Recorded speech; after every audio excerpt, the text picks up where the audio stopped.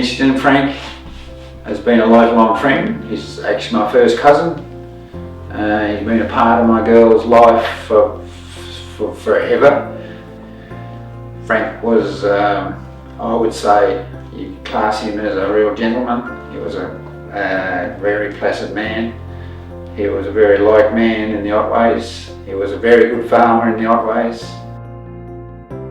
Really into his potato growing and loved to get a good crop going, although I don't think he ever learnt how to drive a straight road. He was an avid photographer. He used to have films nights, slide nights, the old slide nights. He used to have slide nights. Frank had an absolute love of machinery, all his tractors, trucks, every vehicle on the place was in going order, and he had numerous amounts of vehicles. His main hobby was the weather. He couldn't miss the weather forecast. He had to be home to do that.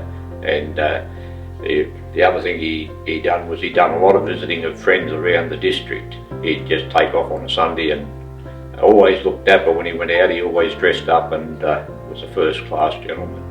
Frank was a really good ballroom dancer.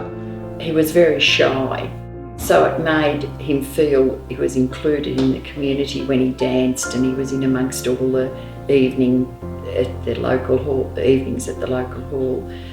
And I guess that's why he got involved in this cancer centre. He'd lost quite a few friends from cancer. Decided he wanted to do something for the community. It was mainly for these ladies he used to dance with.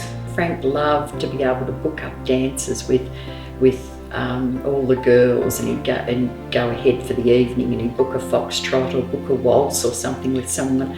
But he loved the music and how it made him feel, and he used to always been aware of his left foot and in a waltz where it was, and negotiating around other dancers on the floor to be able to sort of get to where he needed to, because she went round in circles. And he was very, every week he would ask, "How's the cancer centre going? I'm not moving from my unit until the cancer centre open."